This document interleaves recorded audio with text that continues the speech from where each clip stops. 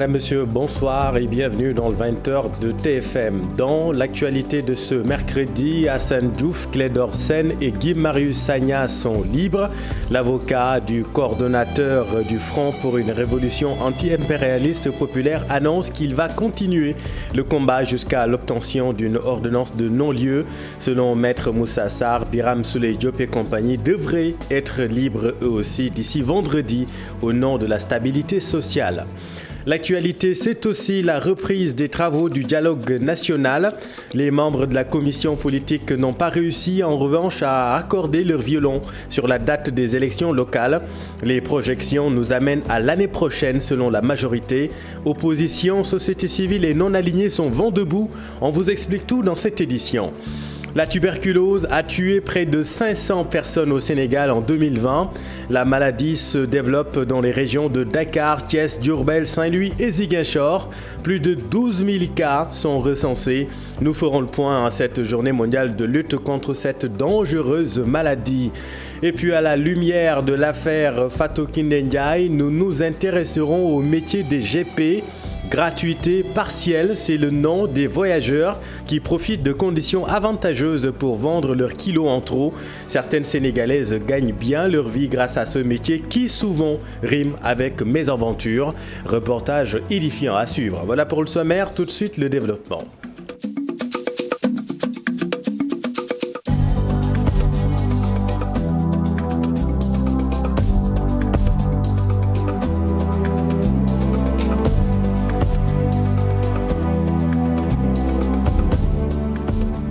Les trois mousquetaires de l'activisme sont libres. Assane Diouf, Guy-Marius Sagna et Clédor Sène ont bénéficié d'une mise en liberté provisoire. Tous les trois, vous le savez, avaient été placés sous mandat de dépôt pour association de malfaiteurs, provocation au crime et délit, mais aussi d'organisation d'un mouvement insurrectionnel.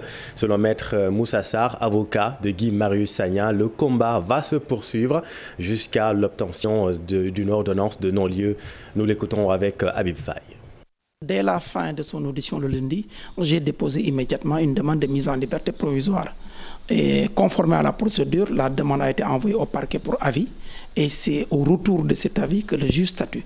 Et en l'espèce, le juge est allé dans le sens de notre demande en accordant la liberté provisoire à Guy-Marius Sagna. La suite, c'est de poursuivre le combat judiciaire jusqu'à l'obtention d'une ordonnance de non-lieu. Encore une fois, je rappelle qu'en l'espèce, Guy-Marius Sagna a fait l'objet d'une arrestation préventive, ce qui n'est pas admissible ni acceptable dans un état de droit, et nous le déplorons. Il avait été reproché avec d'autres personnes d'être en association de malfaiteurs, provocation à des crimes et délits, et également organisation de mouvements insurrectionnels, mais sur la base de faits imaginaires. Et que certains de ces condétenus ont été libérés cet après-midi également, au même titre que mon client, et certainement d'ici vendredi, d'autres personnes qui étaient arrêtées dans le cadre de cette affaire politico-judiciaire, je l'espère bien, seront libérées pour consolider la paix sociale, la cohésion et la concorde nationale. Et puis en politique, les élections locales pourraient se tenir en 2022. C'est ce qui ressort de la reprise des travaux du dialogue national. Seulement, cette proposition est loin de satisfaire tout le monde, aussi bien l'opposition que la société civile et le pôle des non-alignés sont tous contre un énième report. La commission politique s'est réunie aujourd'hui. Voyons tout cela avec Mamadou Fall et Youssou Barou. Qui a accouché d'une souris, des conclusions tant attendues n'ont pas montré grand-chose. Les élections locales risquent de se tenir en 2022, une idée que la société civile, le pôle des non-alignés et l'opposition n'accepteraient pour rien au monde. Nous avons fait un constat que nous avons regretté, que la date initiale était prévue au plus tard le 28 mars, mais malheureusement, les dispositions idoines n'ont pas été toujours prises. Parce qu'il y a des dissensions, donc on a acté le désaccord. C'est un report qui pourrait aussi impacter les élus locaux en termes d'élections, parce que ça va être une prorogation comme conséquence des mandats des élus locaux, y compris peut-être même des députés, si on n'y prend pas garde. C'est pourquoi nous sommes foncièrement contre le report jusqu'en 2022. Pour la société civile et l'opposition, l'État du Sénégal a d'autres ambitions inavouées. L'État n'avait pas pris les dispositions nécessaires pour démarrer l'audit et l'évaluation du fichier. L'État a attendu depuis de février à mois de novembre pour démarrer les opérations. Donc il y a une mauvaise volonté de sa part. Nous ne pouvons pas être complices d'un report aussi long qui pourrait impacter sur le reste du calendrier électoral. Mais pour les représentants de la majorité présidentielle, le processus est respecté et ils ne sont pas contre l'idée de tenir les élections après l'évaluation du fichier. Nous avons constaté, par le biais d'un travail de planification fait par l'administration, qu'il nous faut 11 mois pour pouvoir organiser les élections dans les règles de l'art. Et si évidemment nous faisons une projection, nous sortons naturellement de 2021. Le consensus rêvé est pour le moment loin d'être acquis, vu les positions de tout un chacun pour l'opposition, la société civile et les non-alignés. Tenir les élections en 2022 est très risqué. Merci Mamadou, et une autre rencontre est prévue vendredi prochain. Là aussi, c'est un dialogue de sourds qui s'installe entre la ministre de la fonction publique et les membres du G7. Les enseignants décrient toujours les lenteurs administratives relatives à la non-matérialisation des accords. Chiffres à l'appui, Maria Massar s'inscrit en faux. Fat Bintou Conté et Diafaraba. Face aux lenteurs administratives décriées par les enseignants au niveau du ministère de la fonction publique, le G7, composé de 7 syndicats d'enseignants, avait demandé le limogeage du ministre de tutelle. Maria Massar, c'est d'elle qu'il s'agit. Il revient pour apporter des éclaircissements. Au titre de l'année 2021, de janvier au 26 février, en sus des 296 actes de 552 agents disponibles sur le site du ministère, 11 192 autres actes électroniques signés sont en cours de traitement en termes de nature de chaque acte et du nombre d'agents concernés avant leur publication sur le site du ministère, soit 11 448 actes pour le seul trimestre de 2021. Des précisions que refute le SAEMS, membre du G7, qui précise que les enseignants courent toujours derrière le rappel. Quant aux affirmations gratuites qui ont été données par rapport au règlement des questions de rappel, nous disons que la meilleure preuve, c'est d'aller voir ce qui se passe au niveau des enseignants, car vous verrez que jusque-là, les enseignants courent après le rappel. Et d'ailleurs, la preuve de ces lenteurs qui sont devenues des lourdeurs, c'est qu'il a fallu que le SAEMS se tape sur la table pour qu'elle signe 12 000 actes, ce que nous considérons comme étant anormal, parce que même en temps normal, elle doit continuer à signer et à produire des actes. Pourtant, le ministre persiste pour dire que les lenteurs dont fait état ces enseignants est un vieux souvenir depuis l'avènement de la dématérialisation. Parler de lenteur administrative ou parler de blocage quant à la dématérialisation, ce n'est plus des sujets qui sont d'actualité. Si on parvient à vider 11 000 actes électroniques en 2 jours, je pense que sous peu, la question des lenteurs administratives sera un vieux souvenir et nous sommes en bonne voie. Ce qui ne décolère point ces syndicalistes qui réclament jusqu'à présent son limogeage du ministère. Réitérons ce que nous avons toujours dit, et je le dis au nom du SAEMS et particulièrement également au nom du G7. Nous demandons son départ de la tête de ce ministère et nous demandons à ce qu'on mette là-bas un homme du sérail pour qui pourra gérer beaucoup plus correctement quand même la carrière de ces enseignants, parce que nous pensons que ce ministère est un ministère stratégique. Un imbroglio qui oppose jusque-là les enseignants au ministre de la fonction publique. La lenteur des actes assignés risque de plomber la carrière de pas mal d'enseignants.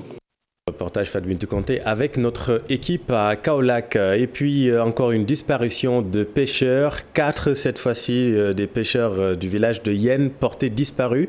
Ils ont quitté Mbour samedi, mais seul le capitaine de la pirogue a survécu selon le coordonnateur du conseil local de pêche artisanale de Yen que vous avez entendu dans notre précédente édition. Cri de détresse des marailleurs de Saint-Louis, fragilisés par la crise, ils demandent un appui de l'État. Ils éprouvent beaucoup de difficultés pour exporter le produit. À cela s'ajoute le manque criard d'usines de conservation de produits halieutiques à Saint-Louis ou Ousseynou Diop à Bibsec.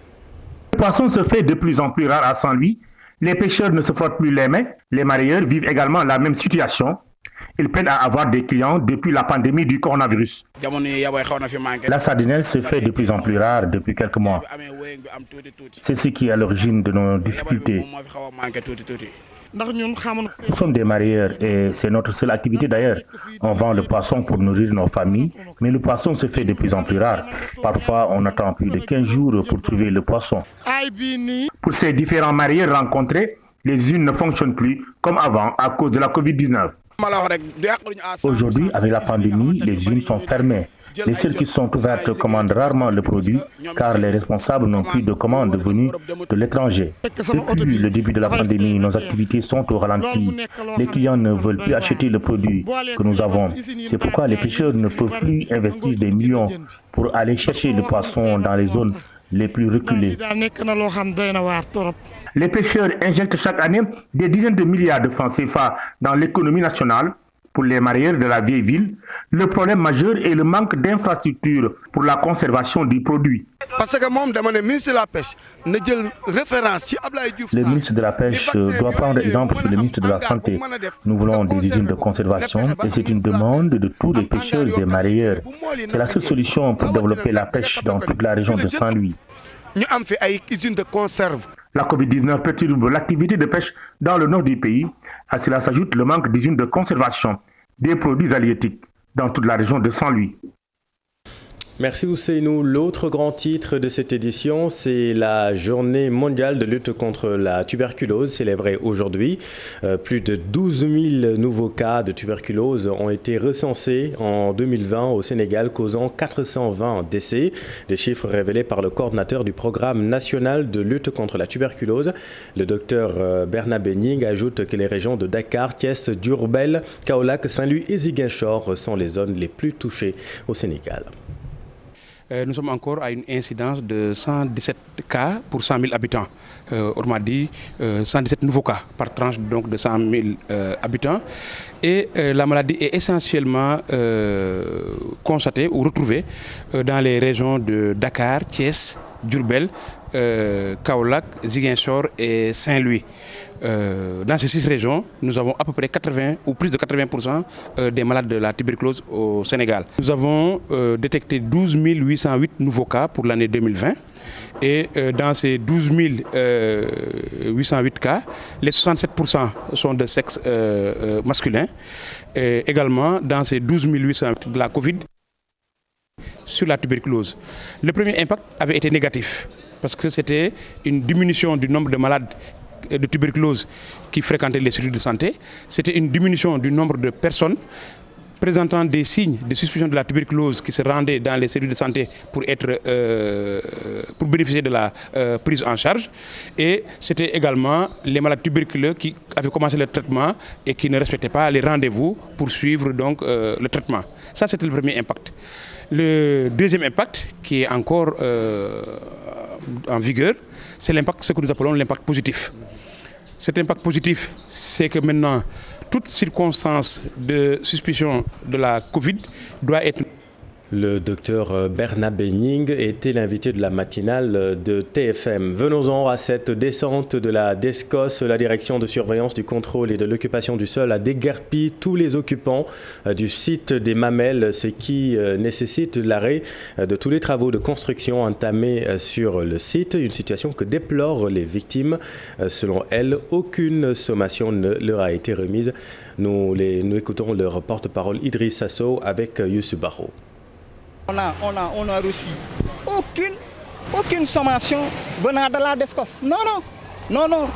Pour aujourd'hui, ils vont venir aujourd'hui pour déguerpir, pour démolition. Non, on ne l'a pas su. On a reçu que ça. Donc, jugement des référés le 18 mars, c'est ça seulement qu'on a reçu ici. Donc maintenant, c'est comme ça. On va aller au tribunal, on va faire un recours. C'est sûr, ça c'est sûr. On ne va pas se laisser faire, ça c'est trop facile. Ils ne sont pas plus sénégalais que nous. Aucune assistance de la mairie. Tout est parti du monsieur le maire. C'est monsieur le maire qui a tout fait. Parce qu'il sait très bien ces sujets. Il sait très bien qu'on habite ici. On est ses voisins. Il a construit une belle maison, une grande maison ici. Puis arrive là, on est des voisins. Il sait très bien ce qui... Insécurité à Thiénaba. La semaine dernière, 2 personnes ont été tuées par des malfaiteurs qui ont attaqué un commerce. Les habitants de la commune de Wadiour veulent l'implantation d'une brigade de gendarmerie. Voyons tout cela avec Aminata Goudjabi et Abdou Karim Bey. Wow. Ce septuagénaire est traumatisé. Il est commerçant et il y a quelques jours, une bande de malfaiteurs armés jusqu'aux dents s'est introduite dans sa chambre pour emporter ses 4 millions avant de tuer 2 jeunes membres de sa famille. Impossible pour moi d'oublier cette nuit. Moi, je suis éleveur, je suis cultivateur et je suis aussi maraîcher. Vous imaginez une bande de 7 personnes face à un vieux de 70 ans. J'ai essayé de me défendre, mais en vain. Mon fils qui a entendu le bruit était venu me secourir. Mais malheureusement, ils l'ont tué par balle. L'autre jeune tué est un ami à un de mes neveux. Ce jour-là, il était venu passer la nuit chez nous. Ce drame a installé la panique chez les populations de Thiénaba-Gossas, village situé dans la commune de Wadiour, département de Gossas. Parce que si des individus se permettent à attaquer à 1h du matin et armés de pistolets, de fusils, d'armes blanches pour cambrioler un vieux, on est tous en sursis, on est menacés. Face à la presse, les habitants du village ont réclamé justice et plus de sécurité. Nous demandons le renforcement de la sécurité. S'il le faut même nous créer une brigade de proximité. On réclame que justice soit faite, ne serait-ce que pour l'âme de ces 2 jeunes-là, qui étaient des soutiens de famille. Et ils sont morts à la fleur de l'âge, qui ont été tués pour rien du tout, pour une histoire de vol, de cambriolage. C'est pas normal ça. Leur village est enclavé et dépourvu de routes praticables. Les jeunes veulent une solution à ce problème. Ils demandent aussi aux autorités de doter leur poste de santé d'une ambulance. Parce que si on avait une ambulance, Babacar Ndiaye et Alassane Diop pourraient survivre. Parce qu'on a appelé les secours, ils ont tardé à venir. On s'est débrouillé même pour trouver un véhicule particulier pour les évacuer. À Thiénaba-Gossas, hommes et femmes disent plus jamais ça. Ils se sont massés sur la place publique du village pour dénoncer l'insécurité qui prend de l'ampleur dans leur village. Merci Aminata. Et puis ce mystère à Taïba-Wilen dans la commune de Missira. D'énigmatiques incendies se déclarent depuis 1 mois. Les populations ont du mal à identifier l'origine. Elles appellent au secours. Voyons tout cela avec Omar Ndiaye et Boubacar Falbop. Ils trouvent à peine le sommeil ou dorment la peur au ventre. Ces populations de Taïba, confrontées depuis plus d'1 mois à des incendies mystérieux à répétition dans leur village. Soit on voit des vêtements brûlés, soit c'est quelque part dans les maisons. C'est très dur et c'est sans répit presque de jour comme de nuit. Sur place, nous avons pu assister à une case qui brûlait et une jeune fille de 18 ans en tranche et qui a été attaquée alors qu'elle tentait d'éteindre des vêtements brûlés. Un jeune a été attaqué et il est entre la vie et la mort. Aujourd'hui, c'est devant vous que cette fille a été attaquée. Nous vivons dans une inquiétude permanente. Pour l'heure, comme explication du phénomène, toutes les pensées sont tournées vers les baobabs des ancêtres qui ont été déracinés. Le passage de la ligne électrique du projet d'édification de 4 pays a fait déraciner au moins 12 baobabs dans le village de nos ancêtres. Nous doutons bien que cela en puisse en être l'explication. Devant cette inquiétude, les populations demandent de l'aide de quelque bord qu'elles puissent prévenir. Moustapha Ndong, maire de la commune de Missirawaden. Nous avons peur, nous sommes inquiets et affolés. Nous tendons la main à tout le monde pour de l'aide. D'où que cette aide puisse venir, nous sommes preneurs. À Taïba, les populations n'arrivent pas à dormir la nuit et pendant la journée, elles ne peuvent plus vaquer convenablement à leurs occupations. Malgré les démarches entreprises, aucune solution n'est encore trouvée sur ce mystérieux phénomène. Merci Omar. Et puis, affaire de la GP Fatou Kiné Ndiaye, le présumé dealer est arrêté au Maroc. Vous le savez, la jeune étudiante est en détention au royaume chérifien depuis 1 mois maintenant. Elle a été arrêtée à l'aéroport de Casablanca en partance pour le Sénégal, avec un colis qui contenait de la drogue. En réalité, ce colis, lui, aurait été remis par un autre jeune du nom de Moustapha Meng, aujourd'hui entre les mains de la police marocaine. À la lumière de cette affaire, justement, intéressons-nous à ce métier communément appelé GP. GP, comprenez gratuité partielle. C'est le nom donné à ces voyageurs qui profitent de conditions avantageuses de voyage pour vendre leurs kilos en trop transportant des colis un peu partout dans le monde. Seulement, ce travail n'est pas sans risque.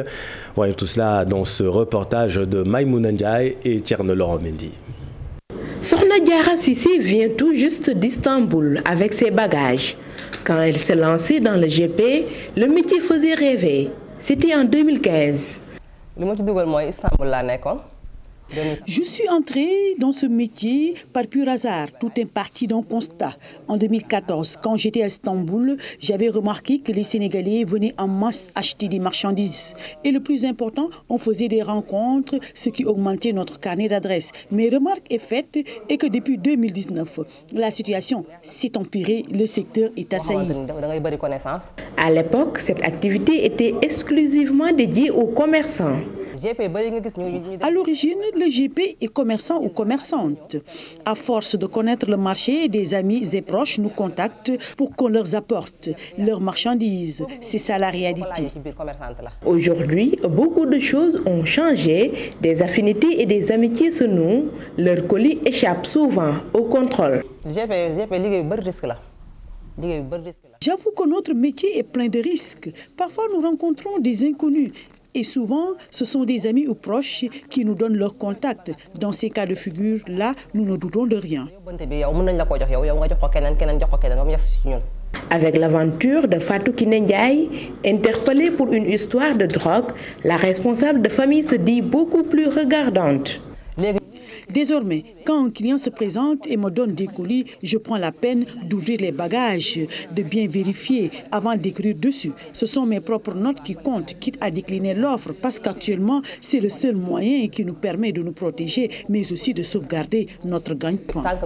Elle n'a pas manqué à sensibiliser les clients pour plus de compréhension dans leur secteur.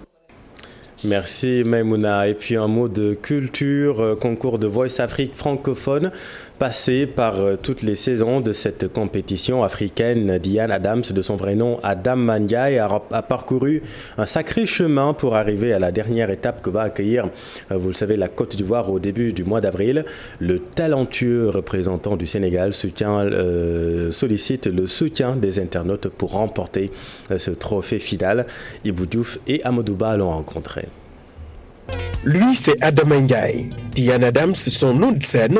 Ce jeune artiste reste le représentant du Sénégal au concours The Voice Afrique francophone. The Voice est une compétition qui permet de promouvoir la culture africaine. C'est une compétition qu'on a mise en place, que Vox Africa a mise en place avec différentes personnalités pour promouvoir la culture africaine. Diane Adams a plusieurs cordes à sa guitare. Son arc, voulais-je dire. Corde bi laay changé dafa dagg quoi.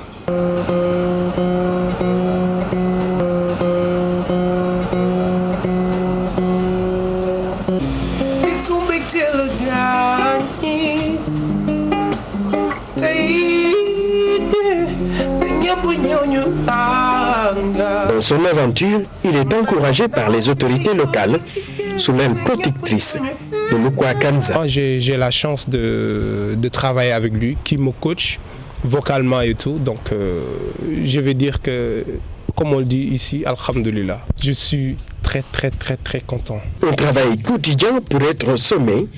Pour le moment, The Voice Afrique francophone et l'actualité. Ce que je vais attendre, ou bien ce que j'attends des Sénégalais, des Africains, parce que c'est pas seulement du monde entier. Pour pouvoir avoir ces informations, il faut juste rester connecté sur les réseaux sociaux à travers mes différents comptes. Donc là, je vais partager toutes les informations dès que possible. Diane Adams, très optimiste et s'investit davantage pour remporter la palme. La Côte d'Ivoire accueille l'équipe de The Voice Afrique francophone avec ce représentant du Sénégal.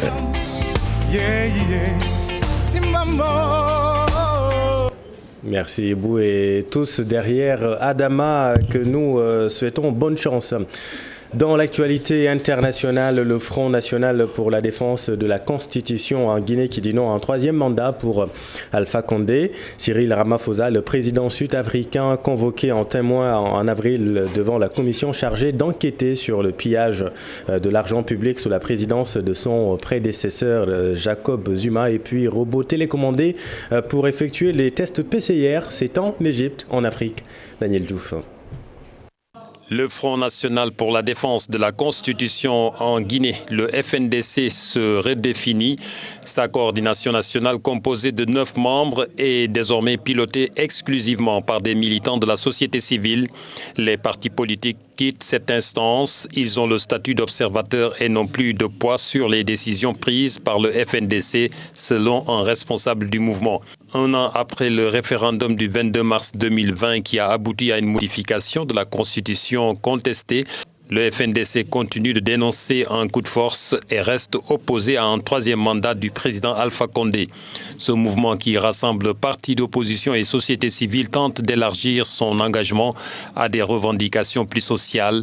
Ce mouvement s'intéresse notamment à la flambée des prix des denrées, au chômage et à la corruption. Il avait fait de la lutte anticorruption un cheval de bataille. Il s'agit de Cyril Ramaphosa, le président sud-africain, qui témoignera en avril devant la commission chargée d'enquêter sur le pillage de l'argent public lorsque son prédécesseur Jacob Zuma était au pouvoir. Cyril Ramaphosa sera convoqué pendant 4 jours en avril, a précisé le président de la commission. Il témoignera en sa qualité de dirigeant du parti au pouvoir, le Congrès national africain, l'ANC, mais aussi en tant que président et ancien vice-président du pays de 2014 à 2018. Des dizaines de ministres ou ex-ministres, des élus, des hommes d'affaires ou hauts fonctionnaires ont déjà été entendus.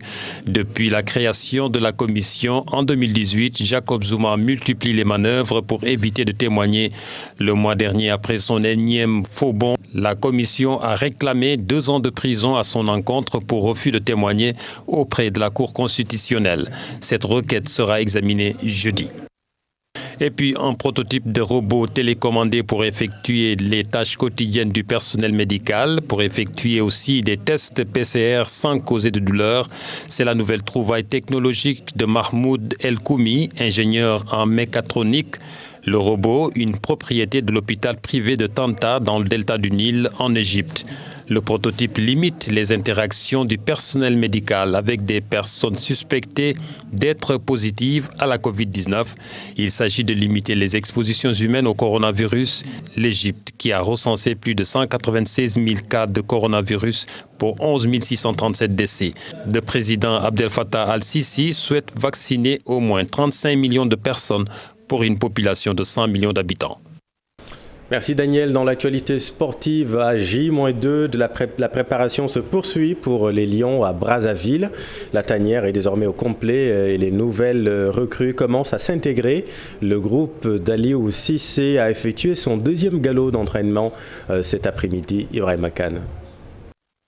Après une première séance pour tonifier les muscles et s'acclimater, le rythme est beaucoup plus soutenu. Pour cette 2e séance dans le complexe sportif de Kintele, Aliou Cissé et ses hommes ont mis l'accent sur un travail technico-tactique pour faire un bon résultat face au Diable Rouge. Absents la veille, le Roc Khalidou Koulibaly et Crépin Diatta ont rejoint la tanière. Les Lions, déjà qualifiés dans ce groupe I, n'ont plus qu'un objectif en ligne de mire, terminer à la première place. Et cela passera d'abord par un bon résultat vendredi.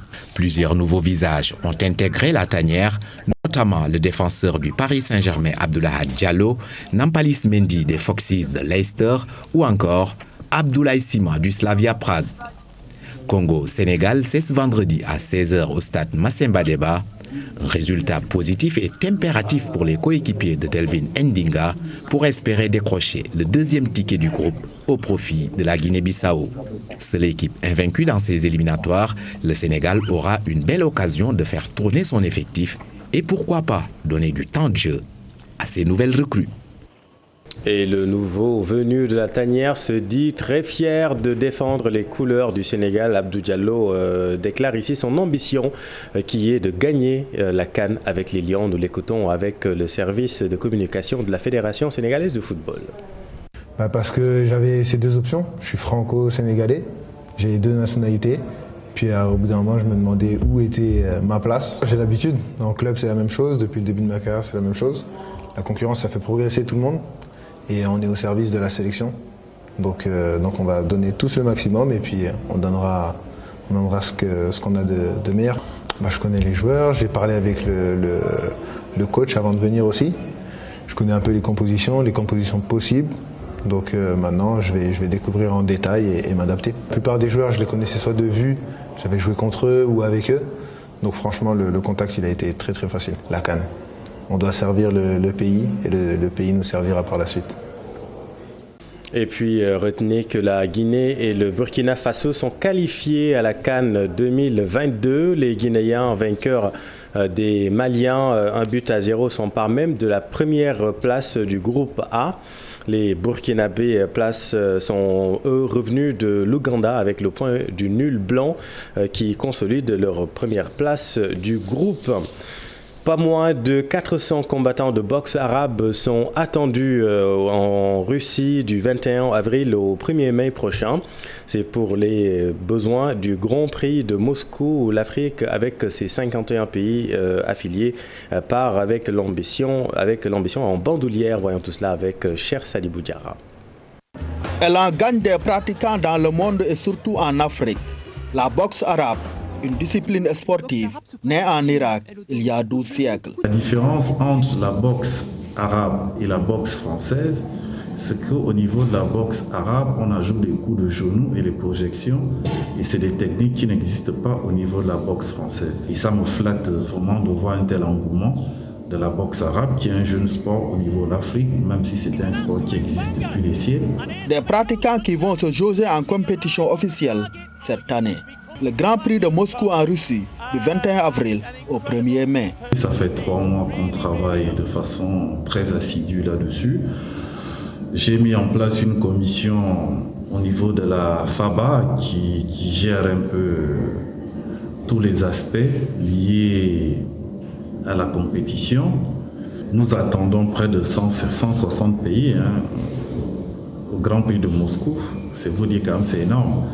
Et nous attendons les 51 pays affiliés à la FABA, à Moscou, plus la Guyane, plus Trinité et Tobago, plus la Jamaïque. L'Afrique avec le plus grand contingent ne manque pas d'ambition à Moscou. Je dirais que l'Afrique est prête pour affronter cet événement de dimension internationale. Comme je vous l'ai expliqué précédemment, nos objectifs sont clairs, c'est ramener la moitié des médailles qui seront mises en jeu ou des ceintures. Parce qu'il y a quand même plus de 400 boxeurs qui sont présents là-bas. Il y a 244 ceintures qui sont mises en jeu. À moins d'un mois du Grand Prix de Moscou de boxe arabe, c'est l'enthousiasme et la mobilisation chez les combattants africains. Une belle moisson de médailles en Russie contribuera à l'expansion de la discipline en Afrique.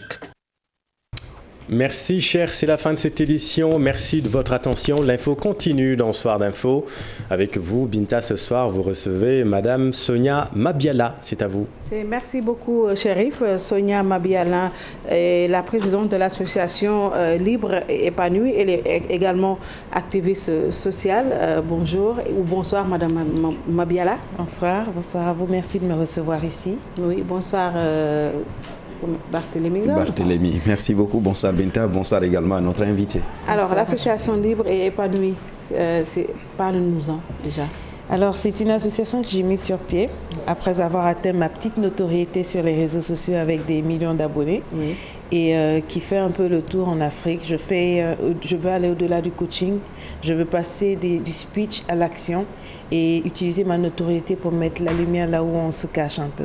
Et avec cette association-là, j'ai déjà fait plusieurs pays, dont le Burkina dernièrement, où j'ai visité et apporté pas mal d'aide au niveau des femmes incarcérées, au niveau de la prison, de la fondation des albinos et surtout la fondation des femmes atteintes de fistules obstétriques.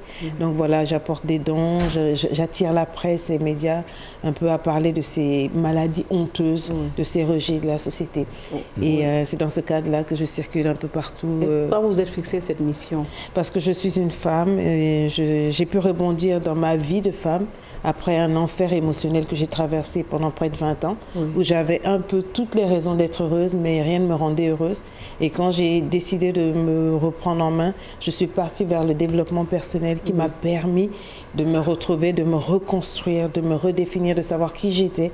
Et au travers de ces réponses-là, revenir dire aux autres que c'est possible d'avoir des problèmes, de toucher le fond, de rebondir, pas besoin de mourir dans des excuses, de mourir dans la dépression, dans le suicide comme moi, j'étais très suicidaire. Il faut guérir et avancer. Donc voilà. Et quel est cet enfer émotionnel que vous avez vécu? Ah, mais c'était compliqué. C'était, comme j'ai dit tout à l'heure, une dépression sévère où j'entendais des voix suicidaires. Dû à quoi?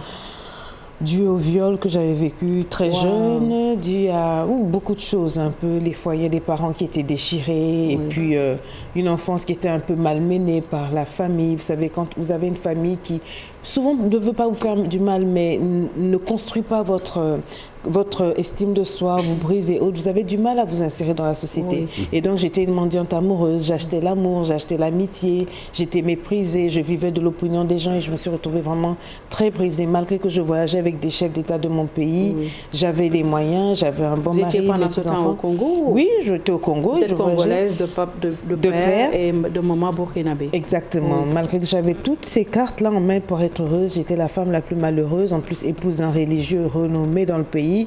J'avais personne vers qui me tourner pour demander de l'aide. J'étais censée être la femme du guide religieux qui travaille, qui a l'argent, qui a tout, qui était heureuse. Donc je faisais semblant pendant des années jusqu'au jour où j'ai dit non, je n'arrive plus parce que j'entendais les voix. J'étais sur le point non seulement soit de me suicider ou de tuer mon mari et mes enfants. Donc j'ai choisi de rebondir, ni l'un ni l'autre. Ça m'a pris du temps, mais j'ai vu qu'au-delà de la religion, il faut guérir les émotions, il faut se guérir, il faut se soigner pour passer à autre chose. C'est possible, c'est possible. On n'a pas besoin de faire semblant, il suffit d'être authentique, de se connaître. Et quand on se connaît, ben voilà, on sait faire la part des choses et puis être un peu plus heureux en fait. D'accord, c'est une conviction, vous avez eu cette force en tout cas de surmonter ces obstacles. Absolument. Et c'est ça à quoi vous invitez justement les autres femmes, mais vous travaillez avec des partenaires, c'est ça? Avec des partenaires, oui, j'ai des sponsors dans certains pays, mais en général, je travaille toute seule, c'est-à-dire sur la base de mes titibos, mes millions d'abonnés. Bon, on va dire millions, c'est pas des millions. Vous avez combien d'abonnés? Sur Facebook, 1 300 000, sur Instagram, 200 000, sur YouTube, 200 000, et puis vous ça avez commencé par raconter votre propre histoire. Oui. En fait, une fois que j'ai guéri, je me suis dit, je ne peux pas garder ça pour moi seule. Parce que tout le monde chez nous, en Afrique, enfin, du côté de l'Afrique centrale, il faut avoir honte de dire ses problèmes. Il faut cacher, il faut faire semblant, le regard des gens. Donc, il fallait faire semblant. Moi, j'ai estimé que je pouvais prendre ce que j'ai vécu. Si je voulais vraiment aider, me tenir dans ma vérité, prendre ce que j'ai vécu, l'exposer. C'est difficile, c'est honteux, mais pour aider les autres. Et c'est ça qui a fait mouche. J'étais tellement vraie, authentique. Je suis venue sur les réseaux sociaux, non pas pour être coach, non pas pour coacher. Je ne savais même pas que ce que je faisais, c'était du coaching. Je suis juste venue partager par des petits posts et les femmes se sont retrouvées, les hommes se sont retrouvés et boum, l'effet, les dissonances. Ça n'a pas été simple quand même, quand on connaît quand même qu'on est dans une Afrique très conservatrice. Vous avez que les femmes préfèrent garder et mourir quand même en silence. Ça a été difficile. Non, je peux pas. Ça a été horrible. Horrible. Les religieux se sont ligués. Les hommes disaient mais qu'est-ce qu'elle vient enseigner là? Elle veut pervertir nos femmes. Alors que je disais être libre. Pas besoin de souffrir sous le poids spirituel, les oppressions. Il y a des manières de faire autrement que par la prière aussi. Il faut se soigner. Et donc mon concept n'a pas été bien compris. Et il y a 5 ans, c'était pas comme aujourd'hui. Tout le monde veut être coach. Il y a 5 ans, j'étais la seule à oser. Et donc j'ai dû braver le feu. On m'a mis le feu. Mais j'ai pu m'en sortir. Aujourd'hui, j'ai tué l'éléphant. Il est tombé, tout le monde veut manger des éléphants. C'est la raison pour laquelle vous avez quitté l'Afrique pour vous installer en Europe? Oh non, non, du tout. En fait, Parce que les mentalités ne sont pas les mêmes aussi? Non, moi je suis fière de la mentalité africaine. Je prends le bon, je jette le reste. Mais j'ai quitté l'Afrique parce que tout simplement, tous mes enfants étaient européens. Enfin, ils sont nés en Europe. Et arrivé à un moment, j'ai voulu leur offrir ce que l'Europe leur offrait, un peu de mieux de santé, d'école et tout et tout. On est parti. Mais ça m'a permis d'être un repli pour me retrouver. Je suis repartie sur la base de zéro. C'était dur, mais aujourd'hui, Lady Sonia est née comme ça. Oui. Alors, vous avez fait renaître l'espoir pour combien de personnes? Je ne dirais pas seulement les femmes, parce que également les hommes vous suivent. Combien d'espoirs vous avez fait renaître? Alors là, vous me posez une colle sur 5 ans. Oui. Ce sont des milliers de témoignages. Parce que j'ai une école de coaching qu'on appelle LEI où chaque année, nous avons... Non, c'est digital. Oui, donc vous êtes chez vous, vous prenez la formation sur les 3 mois. Oui. Ce sont des milliers de témoignages. Si vous allez circuler sur ma page, vous serez choqués. Des Européennes, des Antillaises, des Suisses, des Africaines, tout le monde témoigne, mais en profondeur des guérisons, des envies de suicide, des divorces et tout. Mais c'est des milliers. Je suis incapable de vous dire combien. C'est des millions en fait. Mais vous avez une équipe quand même qui vous aide dans votre tâche. J'ai un staff, je suis CEO, c'est une entreprise de coaching. Bien sûr, j'ai des gens qui travaillent avec moi, des équipiers qui sont déclarés et tout. C'est une SAS, c'est une entreprise. Oui. D'accord. Alors, vous avez fait pas mal de pays en Afrique. Vous avez sillonné certains pays. Dans quel pays vous situez le problème? C'est-à-dire, quel est le pays où les femmes, comme vous travaillez le plus souvent avec elles, les femmes rencontrent le plus de problèmes de ce genre? Alors, je vais vous dire que je vais vous choquer. Toutes les femmes sont les mêmes et les problèmes que nous avons sont les mêmes. Avant, je pensais que nos Africains n'étaient pas romantiques, il faut tout. Eh bien, je me trompais. Quand je me suis posée, là où je vis en Suisse, je commençais à coacher les femmes suisses. J'ai vu qu'elles avaient les mêmes problèmes que nous hommes. J'ai vu que moi, je pensais, les Antillais, mais... C'est exactement comme nous. C'est comme un homme, c'est un homme. Une femme, c'est une femme. Elles ont les mêmes problèmes. Mon homme m'a trompé. Je vis la dépression. On me propose une promotion canapé. Ce sont les mêmes problèmes. Des violences conjugales. Souvent, j'allais même dire pire là-bas qu'ici. C'est choquant. Hein? Les gens ne me croient pas. Mais moi, au début, je me dis, mais attendez, j'avais un certain complexe, nous, les Africains. J'avais un langage de... Sauf que là-bas, c'est un peu différent. Parce qu'ici, en Afrique, par exemple, Binta l'a soulevé tout à l'heure, souvent, les femmes, avec les réalités sociales, font qu'elles ne veulent pas exposer les soucis qu'elles ont en elles. En Europe aussi, ce n'est pas toutes les femmes qui ont le courage d'affronter, d'assumer. Vous savez les pourcentages des femmes là-bas qui sont aussi bien violées, promotion canapé et battues et tout. C'est pas toutes qui parlent. Il y en a qui meurent dedans. Chaque jour. Les féminicides, je ne sais pas comment on appelle, elles meurent chaque jour parce qu'elles ne parlent pas. C'est la même chose. Le problème, il est le même. Il suffit maintenant à moi, en tant que coach, de savoir avec ma sensibilité, la tradition africaine, la culture africaine, comment capter, savoir prendre les choses pour que le message passe. Est-ce que ce sera facile? Est-ce que c'est facile ou est-ce que ce sera... Des réalités sociales. Comme tout travail, rien n'est facile dans la vie.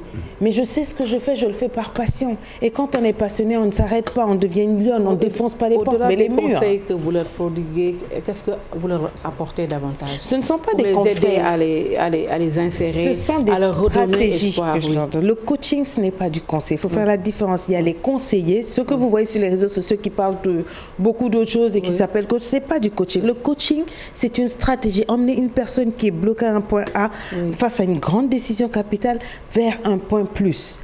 Ça, c'est une stratégie. Et lui démontrer comme un coach sportif. Voilà, je ne joue pas forcément avec vous, mais prenez telle stratégie, vous allez jouer comme ça, bord de terrain, vous allez tirer. Par exemple, quelqu'un qui était sur le bord du suicide, comment est-ce que vous pouvez le ramener pour qu'il ne se tue plus? Là, vous me demandez de vous expliquer en quelques secondes sur 6 mois. Comment est-ce que vous pouvez ramener quelqu'un, lui demander de ne plus se suicider? On ne va pas lui demander de ne plus. Il faut lui redonner envie. Et comment c'est en 3 dimensions. Il faut l'écouter en 3 dimensions. Ce qu'il dit, ce qu'il ne dit pas. Et ça, c'est vraiment un vrai coach. Il va écouter ce que la personne dit, ce que la personne ne dit pas. Et vous arrivez à vous projeter dans la vie de la personne, l'emmener à s'identifier à vous, à croire en ce que vous dites. Parce que c'est ça. Et l'emmener à se pardonner, à se réconcilier avec elle-même pour voir la vie autrement. C'est-à-dire, il faut changer la vision de la personne. Et ça, c'est un travail... C'est tellement tiki, c'est pas évident. Est-ce qu'il faut absolument passer par votre étape pour pouvoir quand même m'amener moi aussi à croire que je peux devenir comme vous, que je peux franchir les étapes? À croire que non. Beaucoup sur les réseaux sociaux, beaucoup dans la vie apprennent ça de manière théorique. C'est un concept américain, ils le prennent, il suffit de voir des vidéos, ils recopient, ils le font à leur sauce, ils viennent, ils vous donnent ça. Mais la différence avec les dictionnaires, c'est que j'ai pris ma vie. C'est ça qui fait le succès casse-tête des gens. Les gens ne comprennent pas, mais pourquoi elle? Pourquoi? Les gens savent que les dictionnaires, c'est du vrai, c'est pas du fake. Je te prends ma vie, je te dépose ça à la tête. D'abord, tu es choqué. Parce que je rentre en profondeur. Ce qu'on ne dit pas, je le dis. Donc, je te dis, si je peux te dire ça, ça veut dire qu'il n'y a rien que tu puisses me dire qui puisse me choquer. Je te mets les gens en confiance. Et quand tu commences à t'ouvrir, je t'emmène à voir la vie autrement. Ce n'est pas de l'espoir, je ne te demande pas de me croire, je t'emmène simplement à réaliser que si moi j'ai pu sortir de cet enfer-là, you can do this. Of course.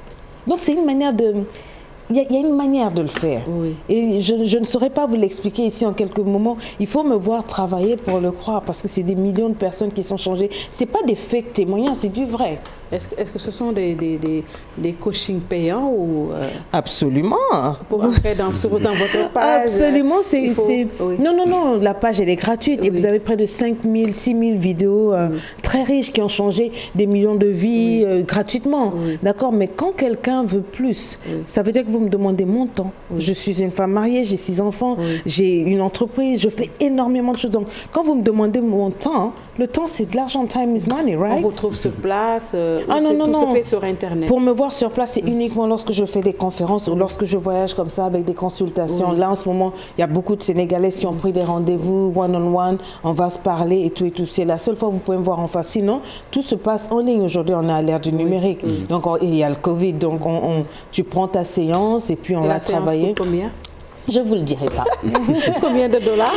Je ne vous le dirai pas, tout simplement. La séance, ça dure 1 heure, non, ça dépend. Séance, oui. Il y a des autorités ou des femmes d'autorité qui prennent 3-4 mois parce qu'elles veulent complètement bouleverser leur vie. Mais tout dépend du feeling de chacun. Toi, tu estimes que tu fais tellement confiance à Lady Sonia qu'en 1 heure de temps, ce que je t'ai dit, ça te suffit. Tout est par rapport à ta vie. Mais si vraiment tu sens que toi, c'est deep, il y a l'aspect spirituel, émotionnel, financier, il y a tellement de choses, il faut prendre le temps de décortiquer. Aller à la source, we dig deep, on déracine et ensuite on plante quelque chose. On sait qu'aussi dans les pays qui ont vécu quand même des conflits, les guerres, comme chez vous au Congo, il y a beaucoup de femmes quand même qui ont eu à traverser des moments très très difficiles, absolument, qui ont été violées. Est-ce que vous avez eu à travailler avec ces femmes-là au Congo? À travailler, oui, directement, oui, mais pas par le gouvernement, pas par des institutions. Elles viennent librement. Elles tombent sur mes vidéos, elles disent je crois, je veux, elles entrent en contact et comme je vous ai dit par LEI, c'est pas une personne, c'est sur 3 mois, ce sont des groupes de 300, 400 personnes qui sont formées tous les 3 mois, donc imaginez depuis 4-5 ans, bien sûr il y a toutes les nationalités, j'ai beaucoup de femmes sénégalaises, les merveilleuses sénégalaises, je ne suis pas là par hasard, parce que les statistiques sur ma page demandent qu'elles me suivent le plus, et donc je suis venue pour justement être un peu plus proche aussi d'elles. Alors qu'est-ce que vous a amené au Sénégal justement? Déjà cette rencontre que je vous ai dit que je vais avoir demain, l'honneur aux dames, où j'avais mis mon équipe sur place depuis près d'1 an pour observer un peu ces femmes qui allaient se distinguer et qui n'allaient pas être mises forcément au devant par les médias. Donc on a vu des femmes qui ont fait un travail extraordinaire et je suis venue personnellement. Il y a le domaine digital, le domaine de l'action sociale. Je n'ai pas les noms et les catégories exactes, mais il y en a 5 et je les honorerai demain des petits awards de mon association. Vous êtes là jusqu'à quand? Jusqu'au 30. Dans chaque pays, en Afrique, vous avez des antennes ou bien? J'ai des gens qui travaillent pour moi dans certains pays. Avant que j'arrive, par exemple, quand je vais arriver, je vais mettre sur pied une équipe sur place qui va faire un travail. Comme par exemple au Burkina, je dis cherchez-moi, je veux ce qui touche, ce qui fait honte dans le pays, là où personne ne veut parler. Allez me fouiller ça. On va fouiller, on va faire une enquête et puis je vais mobiliser les fonds parce que mes abonnés justement m'aident à faire ça. On va se mettre ensemble et puis quand on va descendre, on va faire quelque chose de bien pour les pays. Donc c'est comme ça que je fais. Est-ce que vous avez des ambitions pour le Sénégal? Quand même, c'est un pays où la violence conjugale est très accentuée. Oui, j'ai des ambitions. J'ai commencé, je suis venue, quand je passe en général, souvent je repasse une deuxième fois. Je suis venue là en tant que Lady Sonia, première fois pour toucher. Si vous avez passé sur ma page, déjà j'ai commencé à circuler. En circulant, je filme et je demande aux titubos de regarder les maisons les plus défavorisées. Et je dis choisissez une maison, elle choisit, je descends, je laisse une enveloppe, je regarde les familles. Donc j'ai commencé à faire ça, ça touchait. Il y a des petites choses comme ça que je vais faire. Il y a l'action sociale que je vais poser. Et je vais revenir, c'est sûr. Parce que je viens aussi, je regarde ce qui se passe, ce que je peux faire. Et après, quand je reviens, c'est un peu plus lourd. Vous avez l'habitude d'aider les familles vulnérables, c'est ça? Oui, et je ne l'expose pas tout le temps. Ça, c'est mon éducation. Mais quand je pense qu'il faut aller sur les réseaux sociaux avec mon équipe de Tissu Boss, là, vous verrez, ça devient viral. Alors, c'est terminé? Votre dernier mot? Mon dernier mot, merci de m'avoir reçu, c'est un honneur. J'aime beaucoup votre émission, j'encourage tout le monde à suivre et merci de me recevoir au Sénégal. Vous êtes un pays fabuleux. J'aurai toujours un amour dans mon cœur pour le Sénégal. Vous êtes un peuple vraiment plein d'amour, plein de respect, de dignité. Je suis vraiment avec le Sénégal. Tout ce que vous pouvez traverser, vous verrez toujours sur la page que je suis toujours en train de réagir du côté du peuple. Je vous aime énormément et merci pour tout. Nous vous aimons également pour la femme battante que vous êtes. Vous avez su traverser quand même beaucoup de difficultés et vous êtes un exemple pour beaucoup de femmes qui se battent en silence et qui sont en train de mourir en silence. Vraiment, je pense qu'elles doivent vous écouter. Merci pour tout et à la prochaine. À la prochaine. Merci Barthélémy. Merci beaucoup, Binta. Merci également. Merci d'avoir suivi et à demain.